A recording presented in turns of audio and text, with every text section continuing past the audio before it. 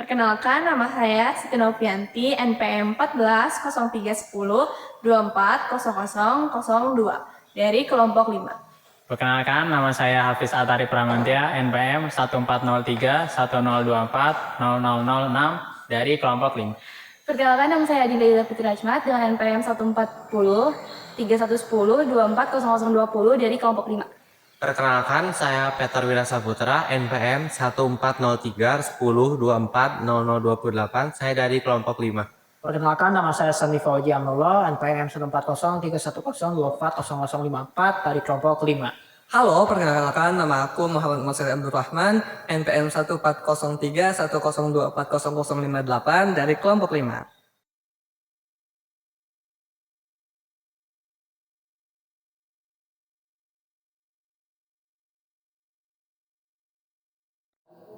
Sebelum praktikum, kita cari tahu dulu nih kelembaban itu apa.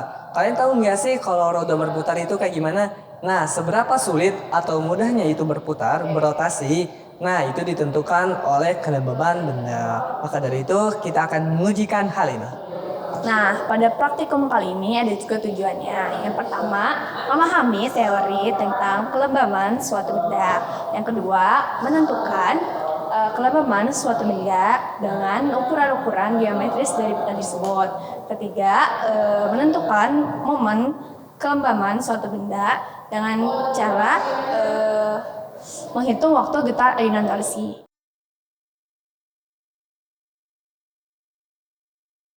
Baik, kita masuk ke teori dasar yang pertama, yaitu mengenai tentang getaran. Jadi getaran itu adalah suatu bolak-balik suatu benda terhadap posisi setimbangnya, atau yang biasa kita sebut gerakan osilasi. Nah, gerakan osilasi itu yang tadi bergerak dari satu titik sampai dia kembali ke titik yang semula. Nah, ada beberapa aspek yang dipakai di getaran ini.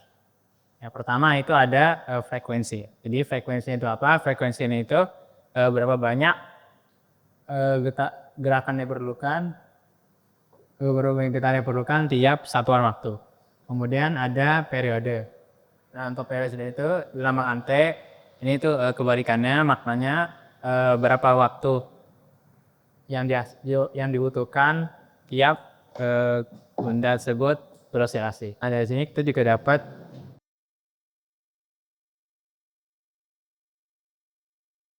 satu per F. Selanjutnya ada gerak harmonik sederhana. Jadi getaran itu ada sifat khusus sendiri, yaitu gerak harmonik sederhana. Nah, di mana percepatan benda sebanding, tapi arahnya itu berlawanan dengan simpangannya. Nah, tadi kan saya sebut simpangan, jadi sesuai namanya simpangan, yaitu persamaan sendiri itu ada A sin omega T, di mana A ini amplitudo, kemudian ada omega sudut sininya, dan juga waktunya. Nah, kemudian tadi kan Y untuk posisi. Nah, untuk mendapatkan kecepatannya, kita bisa melakukan diferensial dari terhadap posisi. Setelah diferensialkan, kita dapat A omega cos omega. Nah, sama juga untuk mendapatkan nilai percepatan, kita bisa mendapatkan dari diferensial terhadap dv dv dt, si kecepatan terhadap waktu. Nah, didapat min A omega kuadrat sin omega. Nah, selanjutnya ada momen gaya atau torsi. Momen gaya atau torsi itu adalah suatu gaya yang menyebabkan benda berputar. Dirumuskan dengan tau sama dengan R dikali F. Tau di sini torsi, F R di sini jarak ke titik pusat rotasinya. F di sini suatu gaya. Nah, pada praktikum kali ini juga bakalan melihat bagaimana sih hubungan suatu rotasi dengan perubahan rotasi bendanya. Selanjutnya ada momen inersia. Momen inersia atau kelembaban rotasi adalah inti dari praktikum kita kali ini. Karena rumusnya itu adalah I sama dengan sigma M R kuadrat. M di sini suatu massa, R-nya itu di sini adalah jarak, sama kayak ini jarak titik pusat rotasinya. Nah, oke, selanjutnya ada percepatan gravitasi. Nah, teman-teman jangan lupa ya kalau gravitasi ini berperan besar dalam praktikum kita kali ini. Tapi apa sih yang dimaksud dengan percepatan gravitasi? Nah, jadi percepatan gravitasi ini adalah laju perubahan kecepatan suatu benda yang jatuh bebas menuju ke permukaan bumi. Nah, hal ini terjadi akibat gaya tarik-menarik antara benda dan bumi. Nah, saat benda berosilasi, percepatan gravitasi ini akan mempengaruhi nilai dari periode getaran. Nah, jadi di sini kita akan mencari nilai dari gaya gravitasi unit Hamilton. Mana di sini Fb sama dengan G, di mana G ini merupakan keseluruhan gravitasi. Lalu ada m dan initial, di mana m ini adalah massa bumi dan massa benda E kuadrat. Kemudian seperti yang kita tahu bahwa F itu adalah M dikali G, di mana M-nya ini akan pindah luas. Kemudian dari massa benda ini akan kita cari sehingga kita dapat menentukan kecepatan gravitasi, yaitu G sama dengan G M per F kuadrat. Dan yang terakhir adalah pusat massa. Nah, pusat massa ini adalah titik di mana massa benda terkonsentrasi. Nah, pusat massa ini akan mempengaruhi nilai dari momen inersia.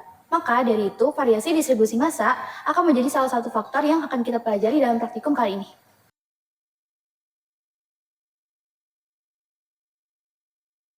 Baik, di sini saya akan menjelaskan mengenai persamaan apa saja yang digunakan pada modul R2 ini atau modul kelembaban ini.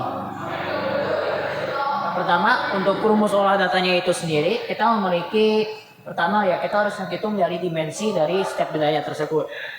Untuk kuving persegi kita hitung rata-rata panjang, tebal dan lebarnya.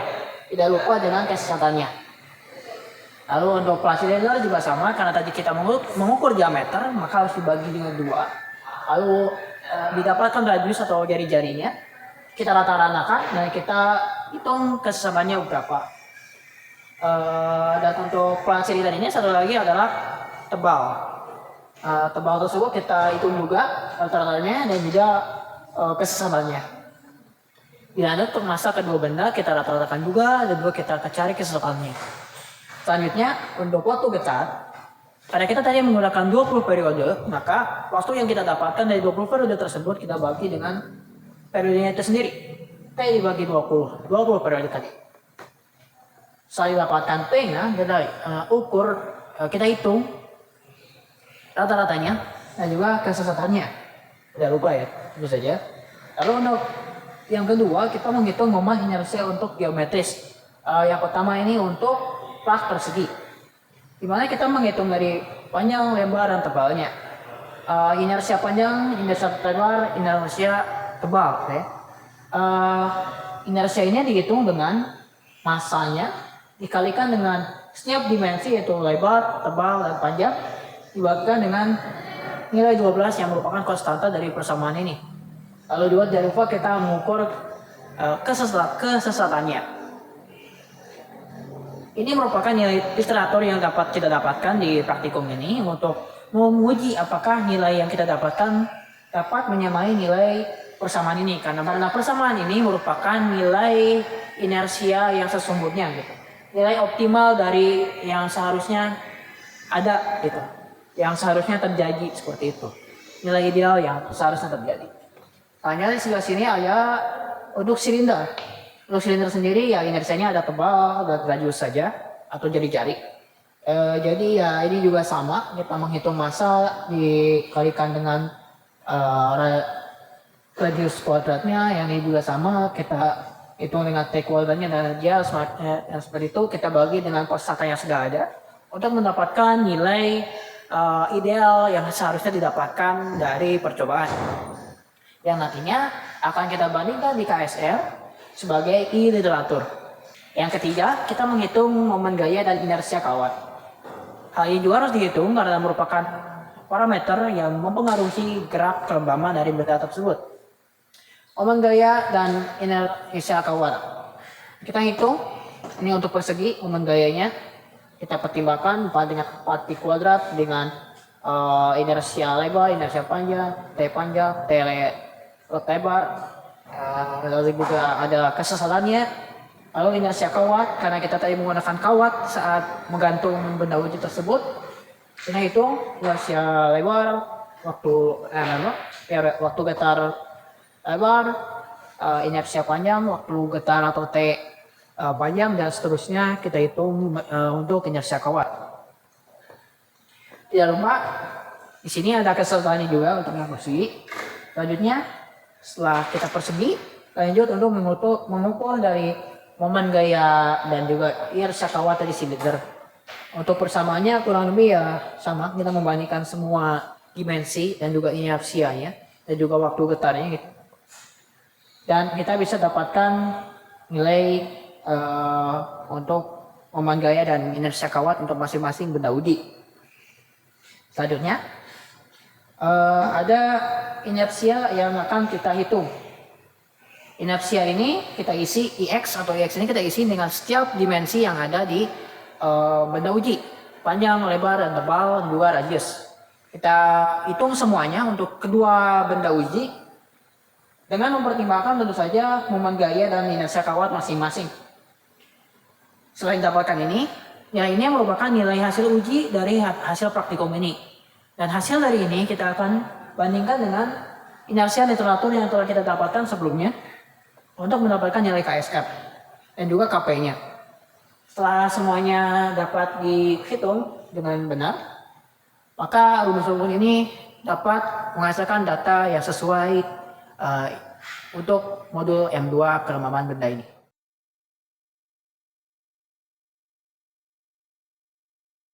Oke guys, hari ini aku bakal ngejelasin alat-alat yang akan digunakan di praktikum M2, yaitu kelembaban pada benda. Di sini ada dua objek. Yang pertama adalah kepingan persegi. Ini objek yang pertama, dan ini yang kedua kepingan silinder. Nah, di sini juga ada alat-alatnya, yaitu adalah, yang pertama ini ada jangka sorong, yaitu untuk mengukur diameter benda. Nah, di sini ada micrometer screw untuk ketebalan benda. Ini juga sama untuk mengukur panjang atau lebar. Nah, di sini ada stopwatch untuk mengukur waktu. Di sini ada neraca Allhouse untuk mengukur massa, dan di sini ada statif untuk menggantung objek yang akan diuji.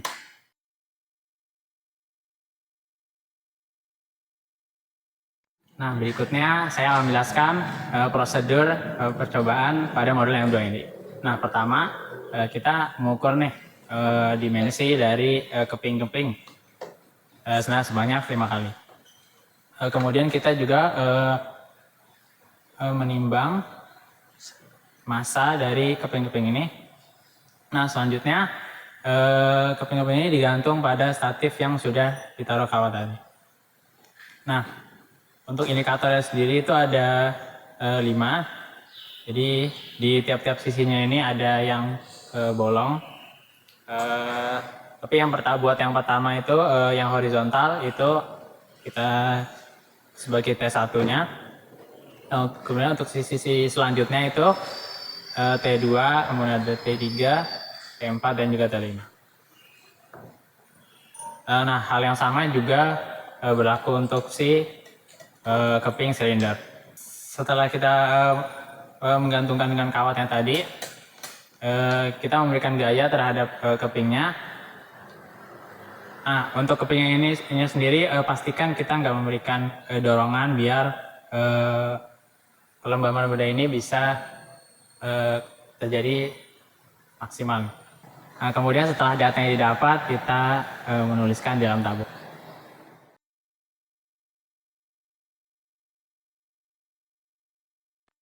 Oke guys, di sini aku bakal mengukur massa dari keping persegi.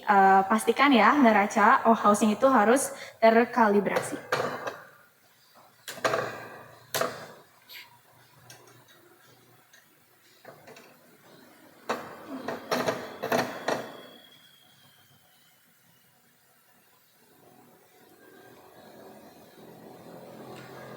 Oke, jadi lanjut yang kedua, ini ada keping silinder.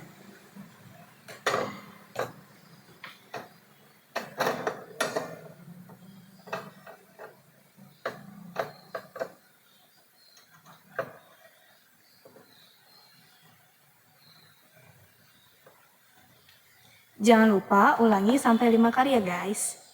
Oke, lanjut kita bakal mengukur dimensi panjang, tebal, dan lebar dari keping persegi. Pertama,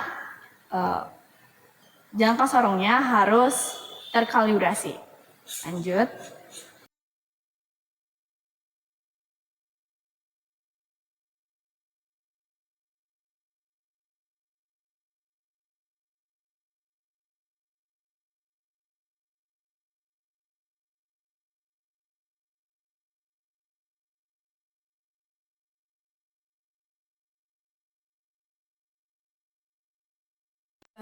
Jadi kita mengukur dimensi dari panjang lebar dan tebal dari keping persegi ini adalah sebanyak 3 kali.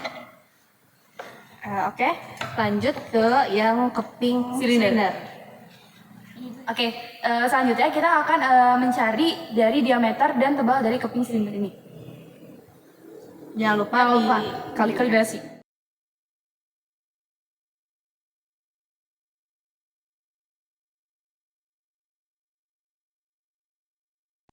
Jadi sekarang untuk mengukur dari tebal kedua keping dari silinder dan persegi, kita menggunakan mikrometer skrup. Pastikan alatnya terkalibrasi terlebih dahulu.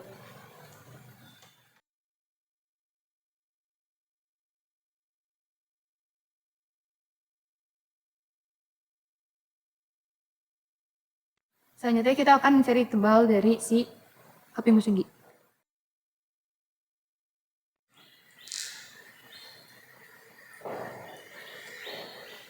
Jadi sekarang kita akan mengukur waktu dari dua keping, dimulai dari keping persegi secara horizontal terlebih dahulu.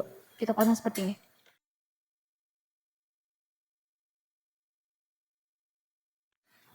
Kemudian kita putar kepingnya sebesar 180 derajat. Lalu kita hitung sebanyak 20 kali periode.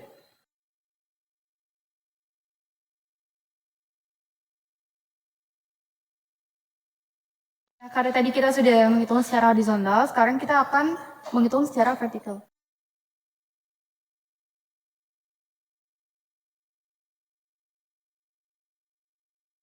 Kemudian kita putar lagi sebesar 180 derajat. Lalu kita hitung sebanyak 20 kali periode juga. Nah, khusus pada bagian vertikal ini, kita menghitung sebanyak 4, di mana yang 4 dimaksud ini adalah dari sisi 1, 2, 3, dan 4.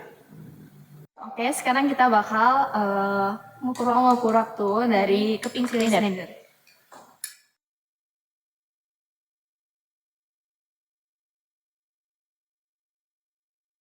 Oke, kita putar sebesar 180 derajat.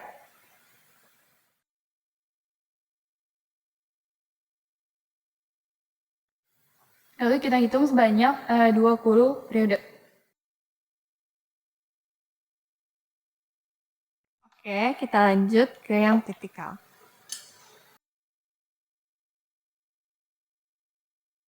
Hitung sampai 20 periode. Untuk yang vertikal ini, lakukan di setiap sisi. Pertama, kedua, ketiga, dan keempat.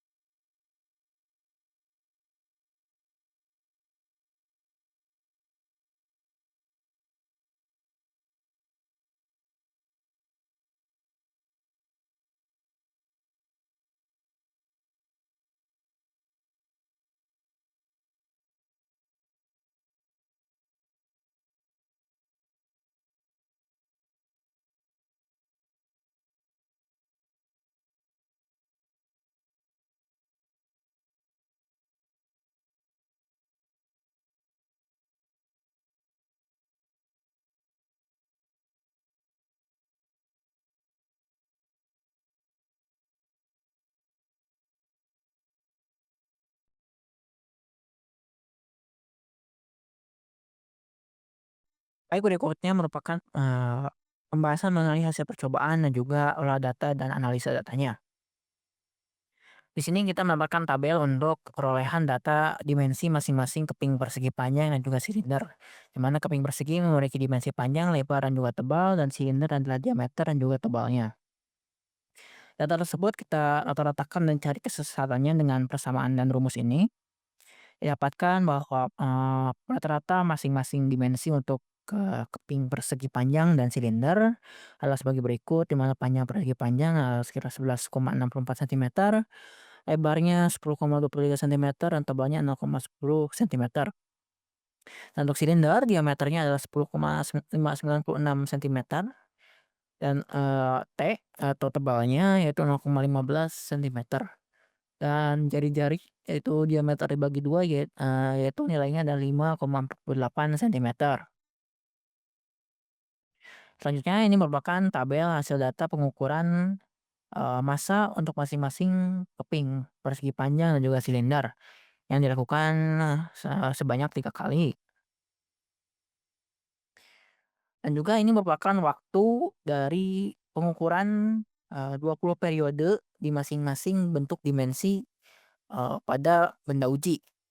T1 ini adalah bentuk horizontal yang kita hitung 20 periode dengan stopwatch, dan juga T2 sampai T5 merupakan 4 sisi dari masing-masing benda uji yang kita uji selama 20 periode dengan mengukur waktunya oleh stopwatch selama 3 kali. Hasil kedua data tersebut ya untuk massa kita rata-ratakan dan cari kesesatannya, dan untuk waktu kita harus proses dulu untuk mengubahnya menjadi waktu getar. Di mana waktu getar sendiri adalah waktu yang didapatkan dibagi periode yang kita uji. Di sini karena tadi kita menggunakan 20, maka ya waktu yang kita dapatkan akan dibagi dengan 20 periode. Tidak lupa kita merata-ratakan waktu getarnya dan juga mencari sesatannya. Sini merupakan data rata-rata untuk massa kedua benda uji, yaitu 100,1 gram untuk massa persegi panjang dan 118,18 gram untuk massa keping silinder. Dan waktu dari hasil stopwatch ya kita rata-ratakan juga karena tadi hasilnya ada 3 kali pengujian. Kita rata-ratakan untuk masing-masing keping. Kita rata-ratakan, nah kita baru bagi dengan 20. Nah setelah dibagi dengan 20 tersebut, kita mendapatkan hasil sebagai berikut. Di mana waktu getar untuk kedua belah benda uji memiliki nilai yang signifikan seperti berikut ini. Waktu getar ini mewakili seberapa waktu yang dibutuhkan untuk benda uji tersebut berosilasi per satu osilasinya atau satu periodenya, seperti itu. Jadi berapa waktu yang dibutuhkan untuk satu periode bagi benda tersebut untuk berosilasi, seperti itu. Dan satuannya tentu saja adalah second.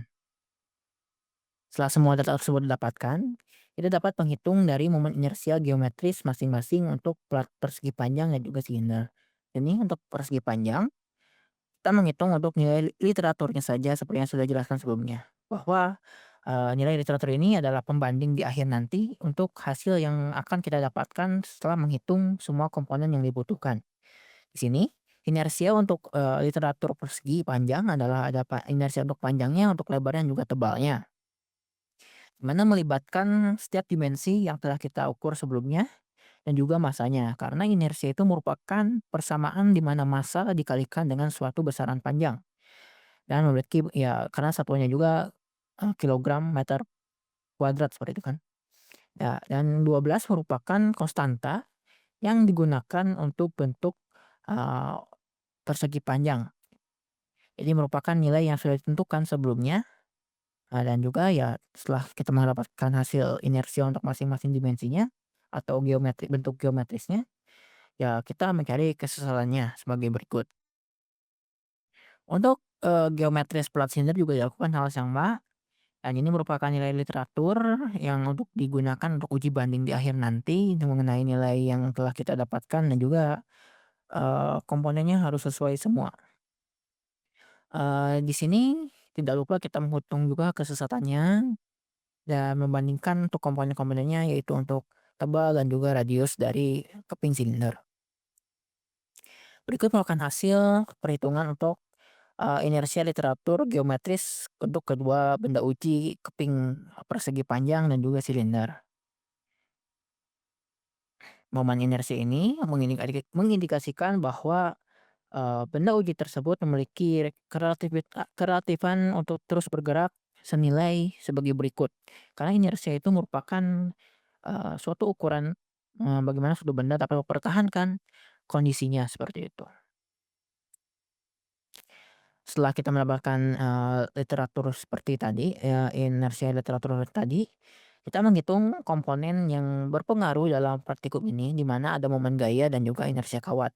Di mana momen gaya ini merupakan gaya yang diperlukan untuk benda uji dan kawat dapat melakukan satu osilasi seperti itu. Dan juga inersia kawat ini mempengaruhi karena karakteristik kawat juga membuat benda bergerak osilasinya itu sedikit terpengaruh, bukan sedikit terpengaruh, tapi memang terpengaruh oleh inersia kawatnya tersebut, sehingga perlu diperhitungkan juga agar nilainya sesuai dengan nilai yang kita uji sebelumnya seperti itu. Jadi semua komponennya kita hitung agar mendapatkan hasil yang maksimal dan ideal untuk nilai sebenarnya. Momen gaya sendiri melibatkan komponen dari inersia lebar panjang untuk persegi panjang dan juga waktu getar panjang dan lebarnya. Dan untuk momen gaya untuk keping silinder, dia melibatkan inersia tebal dan jari-jarinya juga jari-jari dan tebal dari silindernya itu sendiri. Tidak lupa dengan kesesatannya kita hitung juga, dan inersia kawat untuk kedua ini kita hitung karena memiliki perbedaan geometris, sehingga kita harus hitung juga. Inersia kawat ini mengindikasikan bahwa seberapa cenderung kawat yang menggantung kedua benda tersebut untuk bergerak mengikuti gerakan osilasi dari kedua benda uji. Tidak lupa kita menghitung juga eee, delta atau kesesatan dari inersia kawat tersebut. Didapatkan hasil yang sebagai berikut, di mana momen gaya ini merupakan gaya yang diperlukan untuk benda uji dan juga kawat eee melakukan gerakan osilasi selama 20 periode tersebut. Dan juga untuk inersia kawat sendiri nilainya adalah hasilnya adalah negatif. Hal ini dikarenakan kawat memiliki nilai yang selalu istilahnya bertolak belakang dengan eee, arah gerak dari osilasi dan juga inersia dari benda uji. Mengakibatkan benda uji selalu berbalik arah ketika dia mencapai titik eee, stres dari kawatnya, sehingga inersia kawat akan membalikkan eee, arah dari benda uji, sehingga benda uji tersebut akan bergerak berosilasi seperti yang telah diuji sebelumnya. Oleh karena itulah nilai dari inersia kawat ini adalah negatif. Setelah semua komponen tersebut kita dapatkan, kita dapat menghitung dari inersia hitung untuk semua benda uji. Untuk kedua benda uji yaitu keping persegi panjang dan juga keping silinder untuk masing-masing dimensinya, di mana IX ini kita ganti dengan panjang, lebar, dan tebalnya untuk persegi panjang, dan juga untuk silinder yaitu radius dan juga tebalnya.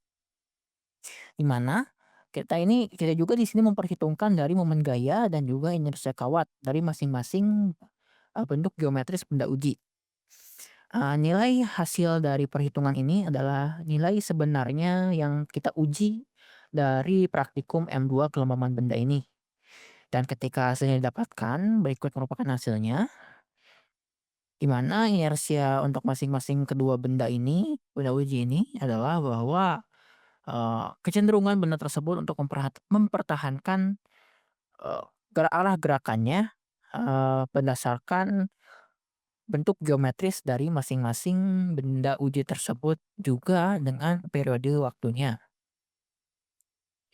Di sini setelah mendapatkan data dari inersia hitung untuk masing-masing benda uji, kita bandingkan setiap nilai tersebut dengan nilai eee, inersia literatur yang telah kita dapatkan sebelumnya. Sehingga kita dapatkan juga nilai dari Kp-nya. Berikut merupakan hasilnya, di mana untuk keping persegi panjang sendiri memiliki nilai yang cukup besar jika SR-nya.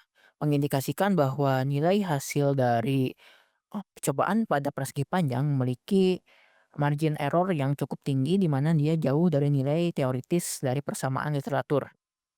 Hal ini mengindikasikan bahwa banyak faktor yang mempengaruhi kelembaban benda tersebut, seperti kawat yang tidak optimal dalam melakukan kelembaman, lalu juga ada gesekan udara, dan juga bentuk geometris dan persebaran massa dari benda uji tersebut. Karena hal tersebut sangat mempengaruhi dengan eee, bagaimana benda tersebut dapat melakukan gerak dan kelembamannya. Yang menyebabkan hasil dari KP-nya ini sangat kecil. Dan untuk keping silinder sendiri memiliki nilai KSR yang relatif rendah dibanding keping persegi. Hal ini seperti kita dilihat KSR-nya hanya 30% untuk tebalnya dan jari-jarinya adalah 20% atau 19,78%. Dan KP-nya tinggi hampir menyentuh 70% untuk tebalnya dan 80% untuk jari-jarinya. Nilai KP yang besar ini dipengaruhi oleh bentuk dari keping silinder yang memiliki bentuk yang lebih simetris sehingga memiliki distribusi massa yang lebih baik dibanding keping persegi panjang. Menyebabkan gerak kelembaman dari keping ini memiliki nilai yang mendekati nilai teoritis dari persamaan literatur dan margin of error-nya cukup sedikit. Dari analisa data tersebut, kita dapat mendapatkan kesimpulan bahwa perbedaan signifikan antara hasil keping persegi dan silinder ini dapat dijelaskan melalui karakteristik karakteristik geometris masing-masing benda. Silinder dengan bentuknya yang lebih simetris, radial cenderung menghasilkan osilasi yang lebih stabil dan terprediksi. Sementara persegi panjang dengan geometris yang tidak simetris, radial lebih rentan terhadap gangguan eksternal dan ketidakstabilan osilasi. Dan eksperimen ini berhasil menentukan momen inersia keping persegi panjang dan silinder melalui pendekatan geometris dan waktu periodiknya. Sesuai tujuan kita di awal untuk praktikum M2 kelembaban benda ini. Dari hasil percobaan ini dapat disimpulkan bahwa metode geometris dan periodik memberikan nilai momen inersia yang cukup berbeda terutama pada keping persegi panjang. Di mana persegi panjang dengan bentuk geometrisnya yang kurang presisi mengakibatkan distribusi massa pada benda tersebut memiliki ketidakrataan yang sama sehingga menyebabkan kelembaban benda tersebut memiliki nilai keakuratan yang kecil dibandingkan dengan keping silinder, di mana keping silinder yang memiliki bentuk lebih simetris juga persebaran massa yang lebih konstan, lebih merata mengakibatkan eee, kelembaban gerak benda tersebut memiliki kestabilan yang lebih baik dibandingkan keping persegi panjang. Dan ini mengindikasikan bahwa bentuk geometris dan juga persebaran massa dari titik massa atau pusat massa, center of mass, sangat berpengaruh pada gerak kelembaman suatu benda. Oleh karena itu, dari hasil praktikum ini diperolehlah kesimpulan tersebut. Terima kasih sudah menonton videonya sampai akhir. Mohon maaf apabila terdapat banyak kesalahan dalam video ini. Kurang dan lebihnya saya cukupkan. Kami dari kelompok 5, sampai jumpa.